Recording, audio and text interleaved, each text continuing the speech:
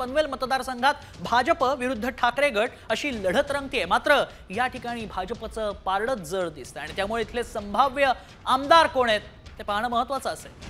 निश्चितच या ठिकाणी कोण संभाव्य आमदार आहेत, निवडणुकीच्या रिंगणात नेमकं कोण होतं आणि सध्या कुणाचं पारडं जड आहे का, हे सर्व काही जाणून घ्यायचंय। आधी बघूयात ग्राफिक्सच्या माध्यमातून प्रशांत ठाकूर बाजी मारतात संभाव्य आमदार आणि 2019 नंतर ते पुन्हा एकदा निवडणुकीच्या रिंगणात उतरलेले पाहायला मिळाले आणि यंदा देखील प्रशांत ठाकूर बाजी मारतील अशी शक्यता व्यक्त केली जाते। ठाकरे गटाच्या लीना गरड या रिंगणात आहेत, मात्र त्यांना मात देत प्रशांत ठाकूर पुन्हा एकदा बाजी मारतील।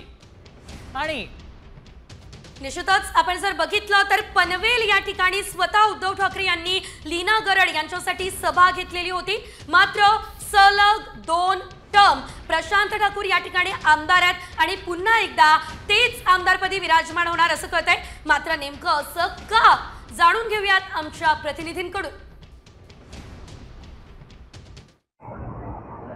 पनवेल विधानसभा क्षेत्रामध्ये यंदा आपल्याला चौरंगी लढत पाहायला मिळाली। ती म्हणजे भाजपा महायुतीचे प्रशांत ठाकूर, शेतकरी कामगार पक्षाचे बाळाराम पाटील, शिवसेना उद्धव ठाकरे गटाच्या लीना गरड आणि महाराष्ट्र नवनिर्माण सेनेच्या योगेश चिले यांच्यामध्ये ही चौरंगी लढत आपल्याला पाहायला मिळाली। पनवेलमध्ये पाहायला गेलं तर रोजगार, पाणी प्रश्न, त्याचबरोबर शास्तीकराचा प्रश्न जो आहे तो या निवडणुकीमध्ये मोठ्या प्रमाणावरती गाजलेला आपल्याला पाहायला मिळालं।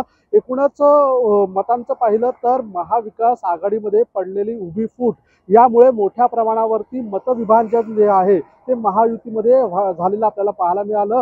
शेतकरी कामगार पक्षाचे उमेदवार बाळाराम पाटील यांच्याबरोबर महाविकास आघाडीचे जे इतर घटक पक्ष आहेत काँग्रेस, राष्ट्रवादी हे सोबत प्रचार करताना दिसले। मात्र शिवसेना ठाकरे गटाच्या लीना गरड या कुठेतरी पनवेल विधानसभा मतदारसंघामध्ये एकट्या पडलेल्या या ठिकाणी आपल्याला पाहायला मिळाल्या आणि या मतांचं विभाजन झाल्या कारणानेच भाजपा महायुतीचे प्रशांत ठाकूर जे आहेत त्यांचा विजय होताना या ठिकाणी आपल्याला कुठेतरी पाहायला मिळतोय। अशा प्रकारची चर्चा संपूर्ण पनवेल विधानसभा क्षेत्रामध्ये पाहायला मिळते आणि मोठ्या लीडने भाजपा महायुतीचे प्रशांत ठाकूर हे विजयी होतील अशा प्रकारची शक्यता जी आहे ती राजकीय विश्लेषकांकडून व्यक्त करण्यात येत आहे।